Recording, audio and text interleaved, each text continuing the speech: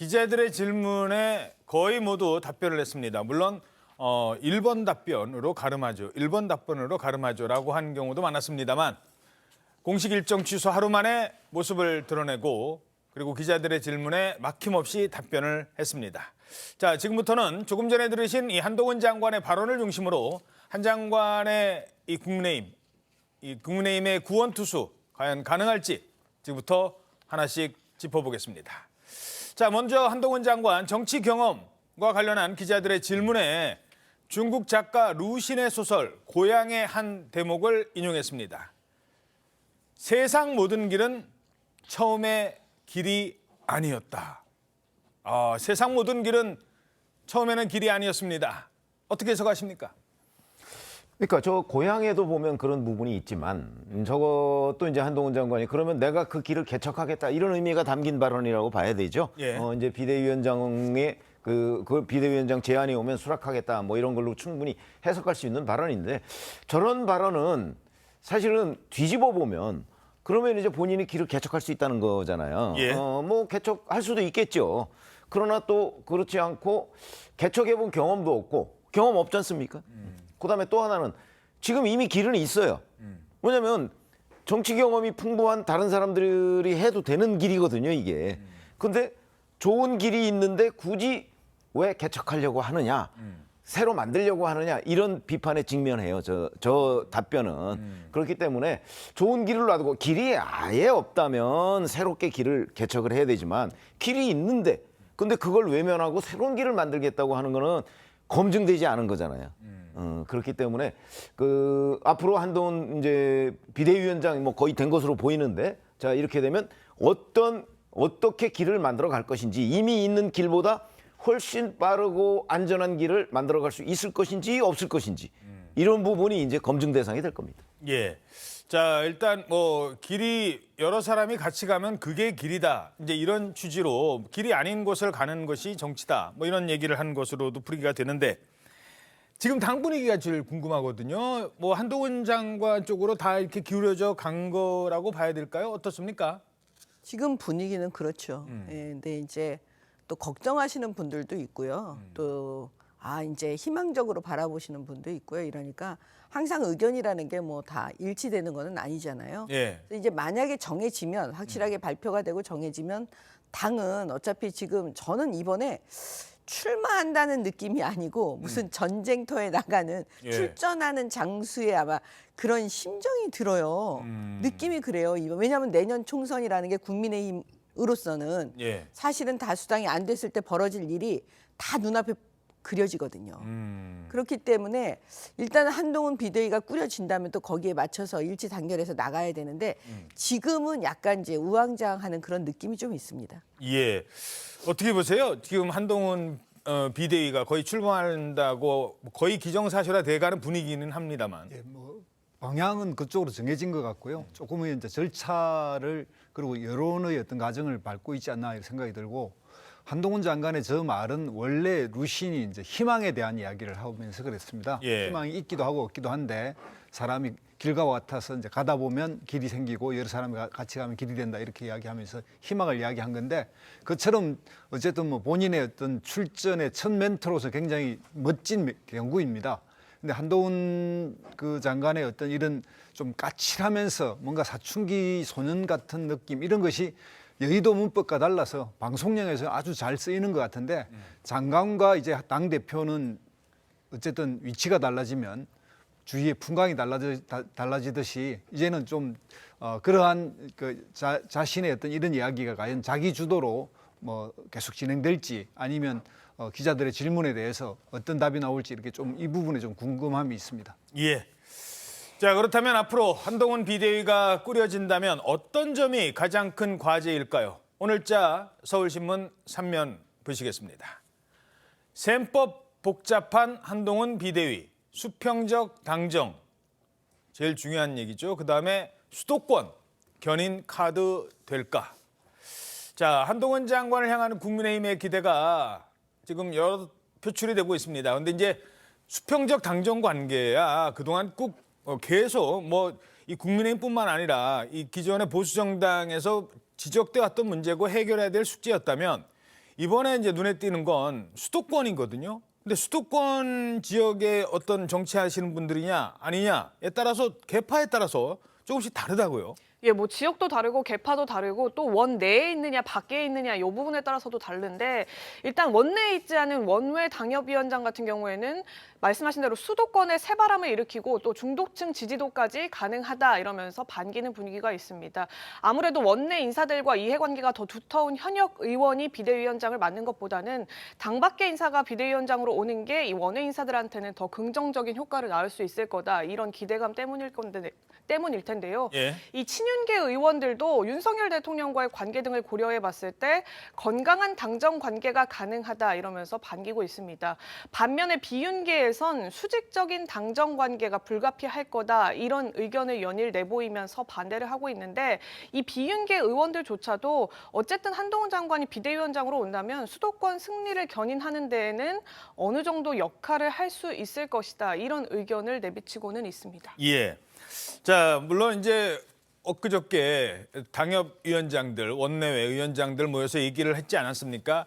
그럼 그때 분위기는 뭐 나온 사람들 얘기로는 대부분 다 한동훈을 또 찬성했다. 뭐 누구는 8대2다라고까지 얘기했는데 그건 아니다. 그 정도까지의 분위기는 아니었다. 우려의 목소리도 아직 남아있다. 특히 수도권과 영남권의 분위기가 좀 다르다. 이런 분석들 어떻게 보십니까? 일단 영남권은 암만 해도 이 혁신이라는 이름으로 공천 물갈이 대상이 많기 때문에 굉장히 그 부분에 대한 또 긴장감도 있고 또 한동훈이라고 하는 분이 전통적인 보수적 이미지는 좀 아니기 때문에 이제 그런 부분에 대한 약간의 염려가 있어 보이고요.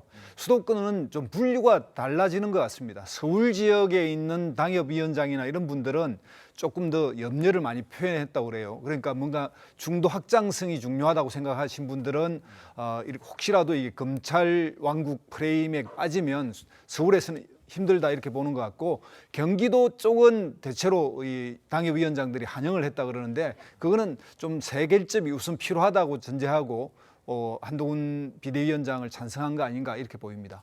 결국 수도권이 승부처고 한 장관이 내년 총선에서 수도권 승리를 견인하는 게 제일 큰 과제일 텐데 어떻게 전망하십니까? 누구도 정확하게 예측할 수가 없죠.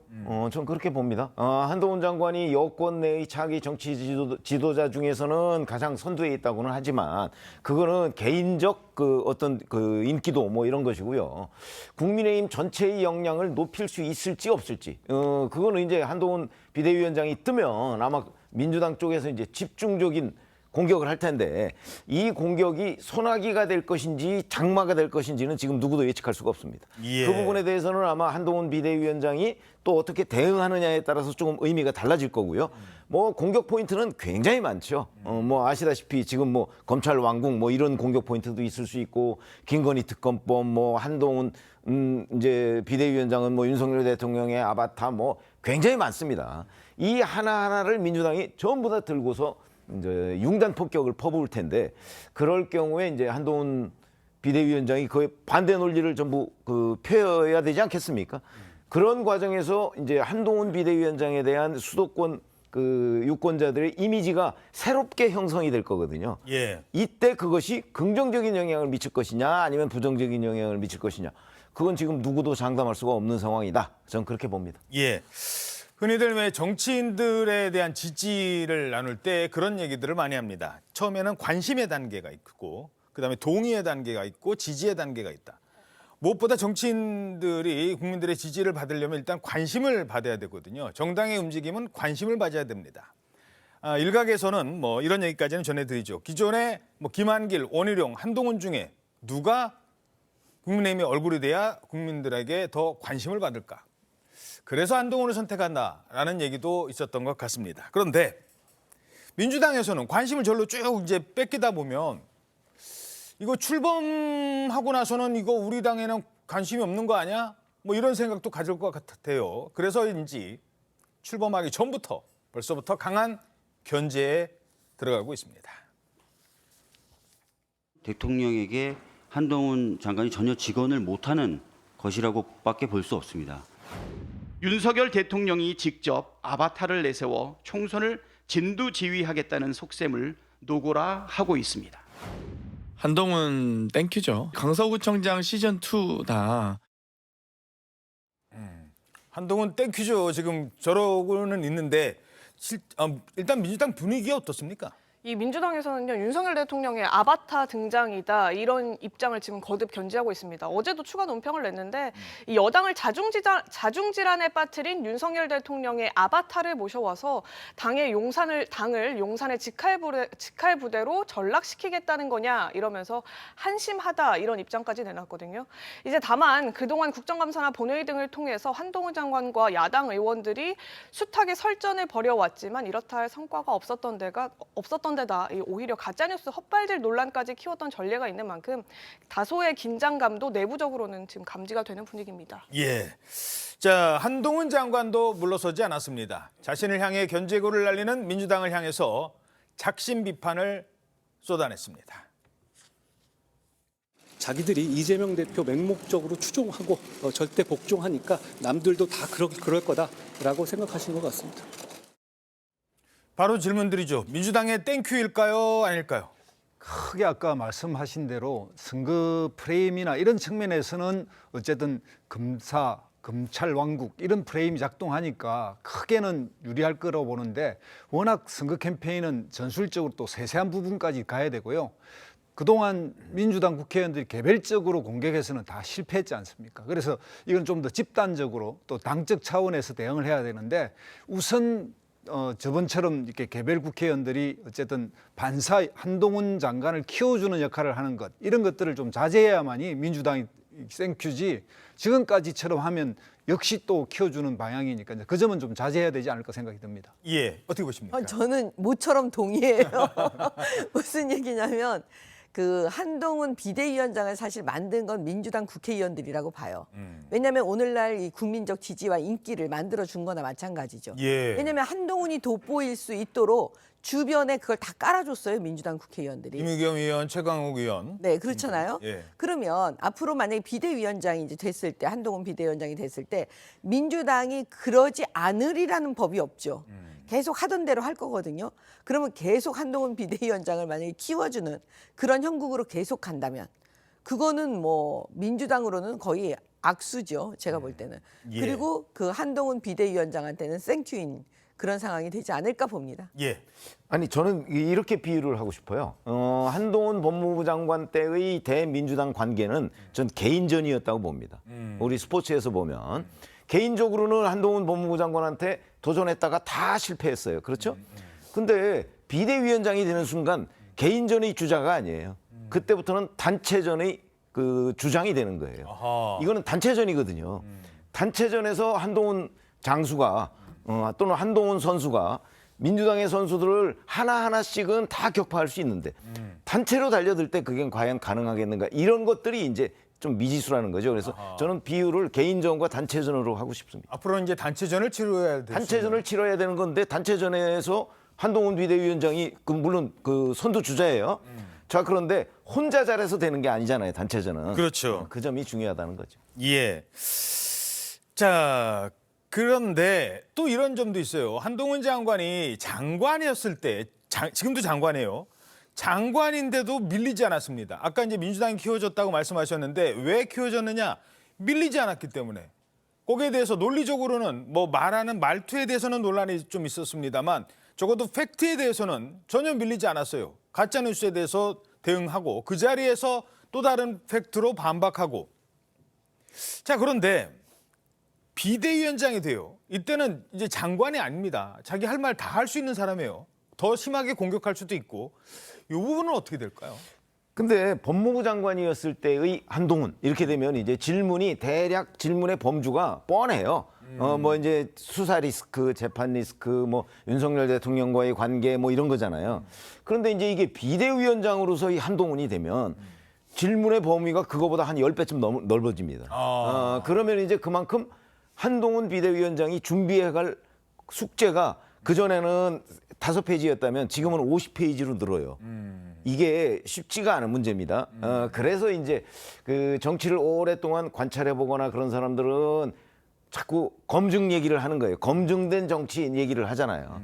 검증된 정치인은 어디에서 어떤 공격이 들어와도 다 이 방어할 무기들을 가지고 있습니다. 근데 이제 한동훈 그 비대위원장한테 과연 그런 무기가 있을까? 이런 부분에 대해서 저도 사실 한동훈 법무부 장관의 정치력에 대해서는 아는 바가 없기 때문에 그런 부분에 자꾸 물음표를 찍는 거죠. 그리고 또 하나 말씀하신 김에 한동훈의 이미지는 훌륭한 방패의 이미지입니다. 뭐 윤석열 대통령도 추미애 전 장관이 그렇게 공격해서 윤석열 대통령을 키웠고 한동훈 장관도 민주당이 저렇게 공격을 해서 키웠다면 방패 역할을 잘해서였거든요. 그런데 이제는 방패뿐만 아니라 창의 역할도 해야 되거든요. 해야 되는 거죠. 그 부분은 어떻게 전망하세요? 이제 거기에서 정치 영역이 저는 발생한다고 봅니다. 일종의 창의성이 있어야 되는 거죠. 계속해서 만약에 민주당이 이러다가 공격을 안 해버리면 어떻게 되겠어요? 그러면 민주당 공격으로 지금까지 얻었던 반사 이익이 사라지는 거잖아요. 예. 그러면 이제 이른바 자체 발광을 해야 되는 거예요. 근데 자체 발광할 수가 있을까? 예. 이런 부분도 이제 이게 정치력하고 관련돼 있는 문제거든요. 그래서 제가 엊그제 이제 신통방통에서 그런 말씀을 드린 적이 있는데 만약에 한동훈 비대위원장이 되면 참모들이 지금보다 훨씬 더 열심히 해야 될 거다 이런 말씀을 드린 적이 있어요. 참모들이 예. 아마 고생할 것이다 이런 얘기를 드린 적이 있는데 뭐 그렇게 해서 참모들이 열심히 그 공간을 메워줄 수도 있을 거예요. 그거 역시 또 한동훈 비대위원장의 리더십이라고 볼 수가 있습니다. 알겠습니다. 자, 지금까지는 한동훈 장관의 개인적인 리더십 그리고 이른바 민주당에서 주장하는 윤석열 아바타 이런 관계에 대해서 짚어봤다면 윤석열 대통령과의 관계에 대해서 또 하나 요것도 한번 짚어보죠. 일단 요 발언부터 전해드려야 될 것 같습니다. 윤석열 대통령이 한동훈이 내 말만 듣는다고 전혀 그렇지 않습니다라는 말을 했다는 것으로 전해지고 있어요. 누가 했느냐? 여당 소속의 한 광역 단체장이라고 합니다. 지금 언론을 통해서 알려졌는데 뭐라고 했느냐? 한동훈 장관은 거론되는 후보 중에 그러니까 김한길, 원희룡 이런 사람들 포함해서 내 말을 가장 안 들을 것이다. 내 말을 안 들을 거래요. 정치 경험 없다. 뒤에 하지만 머리가 좋고 센스가 있다. 그래서 상황을 잘 돌파해 나가겠다. 정치 경험 얘기는 지금까지 했으니까 한동훈 장관이 윤석열 대통령의 말을 제일 안 들을 사람이다. 요거 어떻게 해석하십니까? 일단 한국 사회에서 후보자는 있지만 후계자는 없다 이런 이야기가 있지만 정치에서 후계자가 두 번 있었습니다. 하나는 이승만의 후계자인 이기붕이 있었고 전두환 대통령의 후계자인 노태우가 있었습니다. 한 사람은 완전 실패했죠. 근데 노태우 대통령은 성공했거든요. 당시에 6.29 선언이라고 하는 행태를 통해서 전두환 대통령의 그 방침을 정면으로 거부한 것처럼 보였습니다. 그게 이제 후세에 알려지기는 결국 기획은 전두환 대통령이 했는데 노태우 후보자가 될 때 기회를 주기 위해서 그랬다. 이런 것이 이제 어찌됐든 당시에는 정설로 알려져 있는데 이런 경우처럼 만약에 이제 한동훈 비대위원장이 된다면 수직적 당청 관계를 뒤집어야 되는 거 아니겠습니까? 그다음에 또 하나는 지금 대통령과 관련돼 있는 김건희 여사의 특검이라는 이런 문제에서 국민들이 원하는 이야기를 해야 되는데 지금 이야기에 나온 걸 보면 일단 특검에 대해서 부정적이고 또 이것에 대해서 국민들이 생각하는 방향, 즉 특검에 거부권을 행사하면 안 된다고 했는데 거부권을 행사할 것처럼 보이고 그래서 지금 대통령은 그런 말씀을 했지만 과연 대통령이 주도하는 이 비대위 정국을 한동훈 비대위원장이 다른 방식으로 갈 것인가 그거는 의문입니다. 예. 자, 한동훈 장관 역시 앞으로 이 당정 관계에 대해서 이렇게 말했습니다. 저는 지금까지 공직생활을 하면서 공공선을 추구한다는 한 가지 기준을 생각하면서 살아왔고요.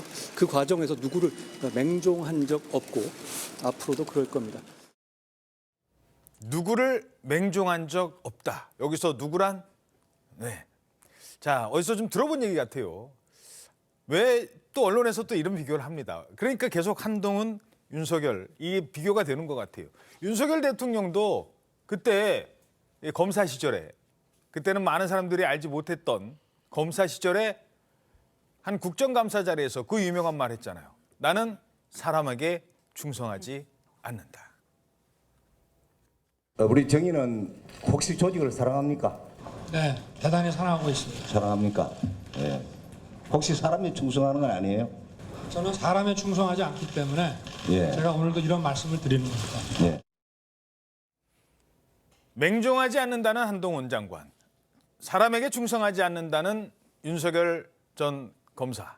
뭐가 좀 비슷해 보이기도 하고 어떻게 보십니까? 보통 검사 이제 진짜 검사 수사를 잘했던 검사들은 보통 저런 거에 익숙해 있어요. 그러니까 우리는 조직에 충성한다. 사람에게 충성하지 않는다. 예. 그런 이제 비슷한 맥락으로 이제 얘기가 들려지는데요. 저는 사실 그 대통령께서 한동훈 장관에 대해서 내 말을 가장 안 들을 것이다. 그건 좀 맞는 얘기인 것 같아요. 그렇습니까? 왜냐하면 그 검찰 내에서 같이 이제 일을 함께 했었던 두 분이잖아요. 예. 그러면은 일을 하다 보면은 사실은 다툼이 있을 수 있거든요. 어허. 서로 왜냐하면 의견이 다를 수 있을 때는 예. 그러면 언쟁도 있을 수 있잖아요. 근데 끝까지 아마 한동훈 장관은 굽히지 않고 얘기를 했다는 얘기가 전해져요. 이 사람 기소할지 말지를 놓고 본인 의견도 막 적극적으로 내고. 아니 왜냐하면 말하자면. 수사팀 내부에서 의견이 다를 수 있지 않습니까? 예. 그럴 때 그냥 위에 선배가 얘기하면 후배가 그냥 알았다 그러고 그냥 넘어가는 수도 있고 또 어떤 때는 자기 고집을 계속 끝까지 이제 주장하는. 네 그런 경우도 있을 수 있잖아요. 예. 근데 이제 들리는 말에 의하면 한동훈 장관이 그랬다고 해요. 예. 그러니까 아마 그거를 다 알고 계시는 우리 대통령이 그 말씀을 아마 이제 유머스럽게 하신 걸로 들리는데요. 그런 의미에서 한동훈 장관이 자기의 목소리, 자기가 비대위원장으로서 만약에 이제 당 대표 역할을 한다면 그 목소리를 내지 않겠는가? 저도 그 부분에서는 저도 그거에 동의합니다. 예, 한동훈은 한동훈의 정치를 할 것이다. 조금 더 해석이 좀 필요해요. 왜냐하면 지금까지는 윤석열의 길과 한동훈의 길이 같았다면 앞으로 정치를 하다 보면 대통령은 이제 시간이 가면 갈수록 특히 총선을 앞두고 많은 그 리스크와 관련해서 한동훈 장관이 아니면 아니다라고 얘기할 부분이 생깁니다. 물론 김건희 특검에 대해서는 특검 자체가 잘못된 거다라고 이건 뭐 본인이 법무부 장관이었으니까 얘기를 할 수 있었지만 그 외에 다른 사안에 대해서도 얘기를 할까? 그러니까 지금 윤석열 대통령이 한동훈 장관에 대해서 얘기했다는 부분은 수사 부분이고 수사. 그리고 이제 윤 대통령은 한동훈 장관에 대해서 개인적으로도 잘 알지 않습니까? 그렇죠. 그러니까 뭐 그렇게 이제 판단을 할 수가 있을 텐데 저희는 사실 한동훈 장관에 대해의 정치력에 대해서 판단할 자료가 별로 없어요. 저희가 뭐 이제 만나본 것도 아니고 일선 기자들도 대부분 다 그렇지 않습니까? 뭐 법조 출입하는 기자들 빼놓고서는 그렇기 때문에 한동훈 장관이 윤석열 대통령이 정무적으로 이런 판단을 했을 때 그게 잘못됐습니다라고 얘기할 수 있는 전문성은 가지고 있지 않을 거라고 저는 생각해요. 정치적인 영역에서는. 정치적 영역의 전문성. 왜냐하면 이게 본인이 잘 알 때 본인의 주장을 펼 수 있는 여러 가지 근거가 있는데 정치라는 건 법하고는 좀 달라요. 예. 그래서 법은 이게 이 법에 따르면 이건 뇌물죄로 처벌해야 됩니다. 확실하게 자기 근거를 가지고 얘기할 수가 있지만 정치는 그런 게 없어요. 기준이라는 게. 민주당에 조금 가까운 사람은 또 완전히 다른 생각을 하고 있고 중도층 또 완전히 다른 생각. 이렇기 때문에 한동훈 법무부 장관이 그 부분에 관해서 이거는 이 정치는 이렇게 가야 됩니다라고 얘기할 수 있는 근거가 아마 그런 정도의 전문성은 저는 없을 것으로 하고 개인적으로 봅니다. 예. 그랬을 때 과연 윤석열 대통령이 가고자 하는 방향하고 다른 방향을 자기가 고집할 수 있을까? 이제 그런 데에서 물음표가 생긴다는 거죠. 자, 그렇다면 한동훈 비대위 지금 뭐 거의 기정사실화 됐다면 뭐 기자들은 어떻게 보고 있어요? 언제쯤 뜰 거라고 봅니까? 이게 지금 오늘 상임고문단 회의가 국민의힘 오전 중에 있습니다. 그래서 의견 수렴을 막바지로 할 것 같은데요. 그 이후에 의총까지 거치고 나게 되면 금요일쯤에는 총선 전국을 이끌어낼 당 비대위 후보를 지명할 계획이다. 지금 이렇게 알려지고 있습니다. 금요일래요? 예.